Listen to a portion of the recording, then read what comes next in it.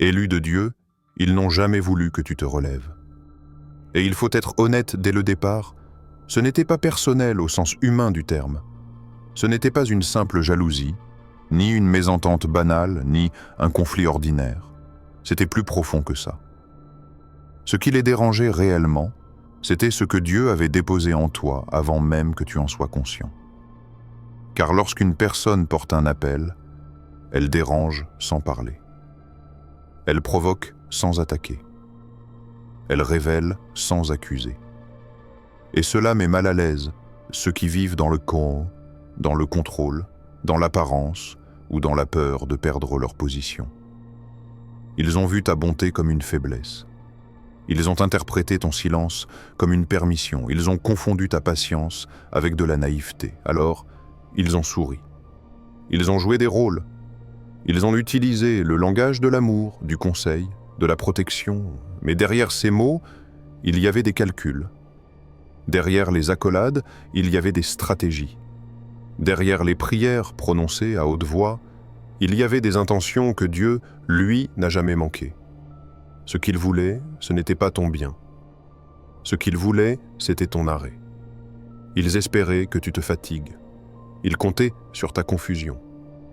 Ils misaient sur le fait que tu finisses par douter de ce que Dieu avait mis en toi. Parce qu'un croyant qui doute est plus facile à diriger qu'un croyant réveillé. Mais quelque chose s'est déplacé. Pas autour de toi, en toi. Tu n'as peut-être pas toutes les réponses. Tu n'as peut-être pas encore vu le changement à l'extérieur. Mais intérieurement, tu sais que quelque chose n'est plus comme avant. Ce qui te faisait taire commence à perdre son emprise. Ce qui te faisait peur commence à perdre son autorité. La lumière ne demande pas d'autorisation pour entrer. Quand Dieu décide de révéler, aucun verrou humain ne tient. Ce message n'arrive pas par hasard dans ta vie. Il ne t'a pas trouvé distrait. Il t'a trouvé prêt à entendre, même si une partie de toi résiste encore. Parce que lorsque Dieu rappelle quelqu'un à son identité, il touche aussi les blessures, les souvenirs, les injustices non digérées. Et c'est précisément pour cela que cet instant compte. Si ce que tu entends résonne en toi, ce n'est pas pour flatter ton ego, ce n'est pas pour créer une opposition, c'est pour activer un rappel de qui tu es en Christ, un rappel de ce que tu as survécu, un rappel que Dieu n'a jamais cessé de travailler, même quand tu pensais être mis de côté. Soutenir ce message, ce n'est pas soutenir une vidéo. C'est reconnaître que Dieu parle encore, parfois de manière directe, parfois à travers des voix inattendues. Car ce que Dieu s'apprête à te rappeler n'est pas confortable, mais c'est nécessaire. Et une fois que certaines vérités sont entendues, elles ne peuvent plus être ignorées. Si tu as été rejeté, il est important de corriger une idée immédiatement. Le rejet n'est pas toujours un signe d'erreur ou de mauvaise direction. Dans de nombreux cas, surtout dans une perspective chrétienne, le rejet apparaît précisément là où Dieu commence un travail sérieux. Ce n'est pas confortable à entendre, mais c'est biblique, cohérent et répété à travers toute l'Écriture. Dieu ne met jamais quelqu'un à part sans provoquer une séparation. Et cette séparation ne se fait presque jamais en douceur. Elle se manifeste par des tensions, des malentendus, des exclusions progressives. Les gens qui t'entouraient hier commencent à te comprendre de moins en moins. Ce que tu dis est interprété autrement. Tes intentions sont remises en question. Ton cœur est jugé à travers des filtres qui ne sont plus justes. Ce processus n'est pas nouveau. Joseph n'a pas été rejeté par des étrangers, mais par sa propre famille. Ceux qui auraient dû le protéger sont devenus les premiers à le livrer. Non pas parce qu'il avait fait le mal, mais parce que ce qu'il portait révélait leur propre insécurité. Son rêve exposait leur stagnation. David n'a pas été attaqué par les Philistins au départ, mais par le roi qu'il servait. Saül voyait en David non pas un allié, mais une menace à son trône. L'onction attire toujours la résistance avant d'attirer la reconnaissance. Et Jésus lui-même, sans péché, sans manipulation, sans compromis, a été rejeté par les siens. Non parce qu'il manquait d'amour, mais parce que la vérité qu'il incarnait dérangeait les systèmes établis. Le rejet n'est donc pas une anomalie dans le plan de Dieu. Il est souvent un indicateur. Les gens ne s'attaquent jamais à ce qui est vide. Ils ne complotent pas contre ce qui n'a aucun impact. Ils ne cherchent pas à faire taire ce qui n'a rien à dire. Lorsqu'une personne commence à porter quelque chose de vivant, de différent, de porteur de transformation, cela crée une friction naturelle avec ceux qui préfèrent la stabilité du contrôle. Ce que tu as vécu n'était pas une simple suite de mauvaises décisions ou de coïncidences malheureuses. Il y avait une opposition, pas toujours visible, pas toujours directe, mais réelle. Une opposition qui cherchait à te fatiguer, à te décourager, à t'éteindre avant même que tu comprennes ce que Dieu préparait. Une opposition qui se manifestait par des mots déguisés en conseils, par des silences stratégiques, par des distances soudaines. Et dans ce contexte, beaucoup font une erreur. Ils interprètent le rejet comme un signe que Dieu s'est retiré. Alors qu'en réalité, il se peut que Dieu soit en train de resserrer son travail, de filtrer l'environnement, de retirer ce qui ne pourra pas accompagner la prochaine étape. Être mis à part n'est pas glorieux au départ. C'est inconfortable, parfois humiliant, souvent incompris. Mais c'est rarement inutile. Dieu ne gaspille ni la douleur ni les saisons difficiles. Chaque séparation prépare une fonction. Chaque rejet révèle un appel qui commence à devenir trop visible pour rester ignoré. Et si ce rejet persiste dans ta mémoire, ce n'est peut-être pas pour te blesser encore, mais pour te montrer qu'il n'a jamais été accidentel. À un moment précis, beaucoup de croyants se posent la même question. Pourquoi Dieu se tait-il alors que la situation devient plus lourde? Pourquoi, quand la pression augmente, les réponses semblent diminuer? Ce silence peut troubler, frustrer, parfois même ébranler la foi. Pourtant, dans la logique biblique, le silence n'est pas une absence. Il est une méthode. Dieu ne parle pas toujours quand nous le demandons, mais il agit constamment, même quand nous ne l'entendons pas. Le silence n'est pas un vide spirituel. C'est un environnement d'apprentissage. Dans ces périodes, Dieu ne cherche pas à informer, il cherche à transformer. Moïse n'a pas été appelé directement du palais à la délivrance du peuple. Il a passé des années dans le désert, loin du pouvoir, loin de la reconnaissance, loin des voix humaines. Le désert n'était pas une punition, c'était un lieu de recalibrage. Dieu devait retirer d'Égypte ce qui restait encore en Moïse avant de pouvoir l'utiliser comme instrument. Élie, après avoir affronté publiquement les faux prophètes, n'a pas été célébré immédiatement. Il s'est retrouvé seul, fatigué, caché. Et c'est précisément dans cette solitude que Dieu l'a nourri, recentré, restauré. Pas par des foules, pas par des discours, mais par une présence discrète et ciblée. Même Jésus, avant d'entrer pleinement dans son ministère public, s'est retiré. Il n'a pas commencé par parler. Il a commencé par se séparer. Le retrait précède souvent l'impact. L'intimité précède toujours l'autorité.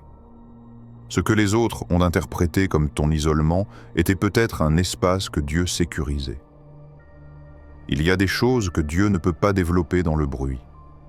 Certaines révélations ne survivent pas à l'opinion des autres. Certaines convictions doivent naître loin des influences, loin des attentes extérieures, loin des pressions sociales ou religieuses. Dans le silence, Dieu travaille sur les fondations. Il observe comment tu réagis sans applaudissements, comment tu pries sans réponse immédiate, comment tu continues à croire quand rien ne confirme encore la promesse. Ce sont ces moments qui révèlent la maturité spirituelle, pas les saisons de visibilité. Le silence force aussi à écouter autrement. Quand les voix extérieures disparaissent, ce qui reste remonte à la surface, les peurs, les doutes, les blessures, mais aussi la vérité. Dieu utilise souvent le silence pour faire remonter ce qui doit être guéri avant d'être exposé. Il t'a éloigné du bruit parce que le bruit brouillait ta perception. Trop d'avis, trop de conseils contradictoires, trop d'attentes projetées sur toi. À un moment, Dieu doit réduire l'environnement pour affiner la direction.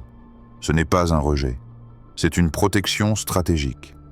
Et même si tu n'avais pas les mots pour le comprendre sur le moment, ce silence a façonné ta capacité à discerner, à patienter, à tenir sans dépendre constamment de validation extérieure. Ce qui se forme dans le silence ne disparaît pas quand la lumière revient. Il y a une pensée qui traverse presque toujours l'esprit quand l'injustice dure trop longtemps. Et si le mal était en train de gagner?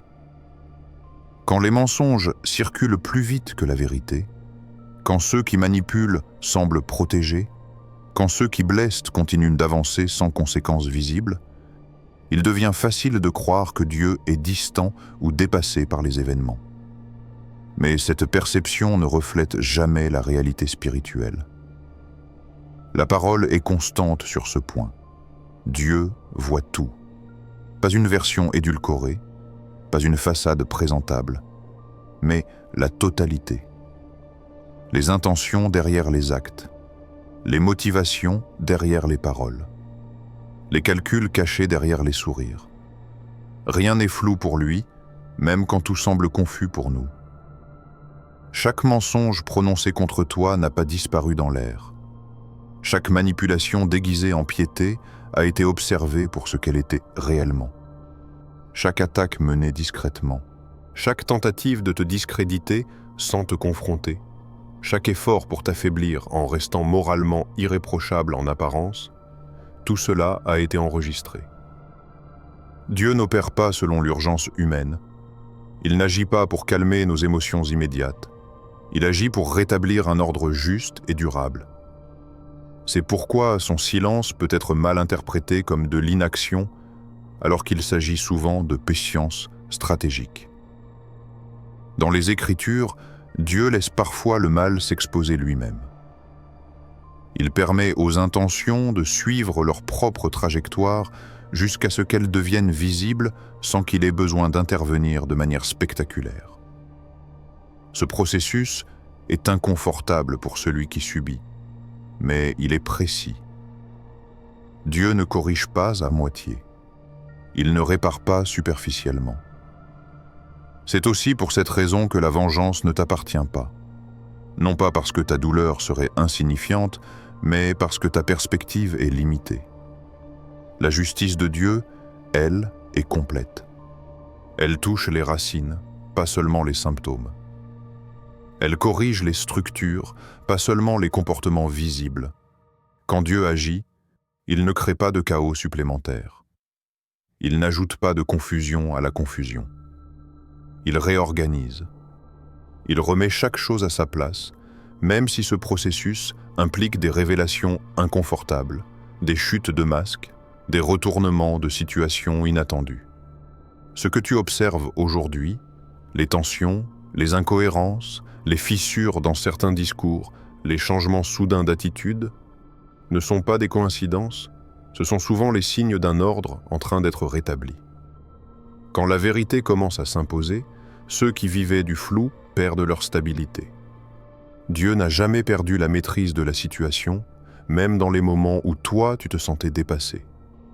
Il n'a jamais été surpris par ce qui t'est arrivé. Il n'a jamais sous-estimé l'impact de ce que tu as enduré. Et surtout, il n'a jamais confondu patience et indifférence. Si certaines choses commencent à se réaligner maintenant, ce n'est pas parce que tu as enfin été entendu. C'est parce que le temps de Dieu pour agir de manière juste est arrivé. Et quand Dieu agit dans l'ordre, les conséquences ne sont pas temporaires. Il y a un phénomène troublant que beaucoup vivent sans réussir à le nommer. Tu n'as rien fait de différent extérieurement, tu n'as lancé aucune attaque, tu n'as pas cherché à te défendre publiquement et pourtant, autour de certaines personnes, tout commence à se dégrader. Les relations se tendent, les discours deviennent incohérents, les versions changent, les certitudes se fissurent, et tu te demandes pourquoi. La réponse est plus simple qu'elle n'en a l'air. La lumière n'a pas besoin de confronter l'ombre. Sa présence suffit. Là où la vérité se tient, le mensonge commence à manquer d'oxygène. Il doit se justifier, se répéter, se contredire. C'est ce que tu observes maintenant. Ta transformation n'a pas été bruyante. Elle n'a pas été annoncée. Elle n'a pas été expliquée. Et c'est précisément pour cela qu'elle dérange. Parce qu'elle ne s'appuie pas sur des discours, mais sur un changement réel. Tu n'es plus réactif comme avant. Tu n'es plus dans la justification permanente. Tu n'essaies plus de convaincre. Ta paix a remplacé l'urgence de te défendre. Cette paix devient un problème pour ceux qui vivaient de ton agitation. Quand quelqu'un construit son équilibre sur la confusion des autres, la stabilité devient une menace. Quand une relation reposait sur le déséquilibre, l'alignement écpèse ce qui ne tenait que par la manipulation. Tu n'as pas besoin de dénoncer quoi que ce soit. Le simple fait que tu avances différemment oblige les autres à se repositionner. C'est pour cela que les accusations commencent à sonner creux. Ceux qui te pointaient du doigt doivent maintenant expliquer pourquoi leur récit change, pourquoi certaines décisions ne sont plus cohérentes, pourquoi leurs paroles d'hier ne correspondent plus à leurs actes d'aujourd'hui. La lumière ne révèle pas en attaquant, elle révèle en obligeant chacun à se regarder sans filtre. La vérité ne cherche pas à convaincre, elle s'impose par constance. Elle reste la même quand les versions se modifient. Elle n'a pas besoin de crier parce qu'elle n'a rien à cacher. Ce sont souvent les mensonges qui ont besoin de volume, d'alliés, de répétition. Et ce qui est en train de se produire maintenant, c'est un déplacement subtil, mais profond. Les masques ne tombent pas tous d'un coup, ils glissent. Les récits ne s'effondrent pas brutalement. Ils se fissurent, les gens commencent à poser des questions qu'ils ne posaient pas avant, à remarquer des détails qu'ils ignoraient, à ressentir un malaise là où tout semblait normal. Dieu expose sans bruit parce que le bruit crée des camps. Lui crée des révélations. Il n'humilie pas publiquement. Il laisse la vérité faire son travail. Et ce travail est précis. Il touche les incohérences, les intentions, les zones d'ombre que personne ne pouvait atteindre par l'argumentation. Tu n'es pas devenu plus agressif. Tu es devenu plus aligné. Et l'alignement agit comme un révélateur. Ceux qui vivaient dans l'authenticité ne se sentent pas menacés. Ceux qui vivaient dans le faux, eux, commencent à perdre leurs repères. Ce n'est pas une attaque, c'est une exposition naturelle. Et elle se produit sans que tu aies à lever la voix, à te justifier ou à expliquer ce que Dieu est en train de faire. Il faut corriger une croyance qui s'est installée chez beaucoup. L'idée que le retard apparent serait un échec. Que les détours, les pauses forcées, les saisons de lenteur auraient annulé l'appel. Cette pensée n'est pas biblique. Dieu ne fonctionne pas avec les mêmes repères temporels que l'homme. Ce que tu appelles « trop tard » est souvent simplement « pas encore visible ». Tu n'es pas en retard, tu n'es pas brisé. Et non, tu n'as pas raté ce que Dieu avait prévu. Si tu es encore là, conscient, debout malgré les coups, c'est que ta présence est intentionnelle. Dieu ne laisse pas quelqu'un traverser autant de résistance sans raison. La survie, dans ce contexte, n'est pas un hasard. C'est un indicateur. Beaucoup auraient abandonné là où toi tu as continué, même sans comprendre. Beaucoup se seraient endurcis, aigris, fermés. Mais tu es resté sensible. Tu as douté, oui. Tu as fléchi parfois. Mais tu n'as pas complètement lâché. Et cela compte plus que tu ne l'imagines. Si Dieu t'a permis de survivre à certaines saisons, ce n'était pas pour te garder en retrait. Ce n'était pas pour te cacher éternellement derrière ce que tu as subi. C'était pour te positionner intérieurement avant de te positionner extérieurement. Dieu ne propulse jamais quelqu'un sans avoir travaillé sa capacité à tenir sous pression. Aujourd'hui, tu es à un moment charnière. Pas nécessairement spectaculaire, pas encore public, mais décisif. Ce n'est plus le temps de t'excuser d'exister. Ce n'est plus le temps de réduire ta foi pour rassurer ceux qui sont inconfortables avec la lumière. Ce n'est plus le temps de minimiser ce que Dieu a fait en toi pour éviter les tensions. Marcher droit ne signifie pas marcher dur. Rester humble ne signifie pas rester invisible.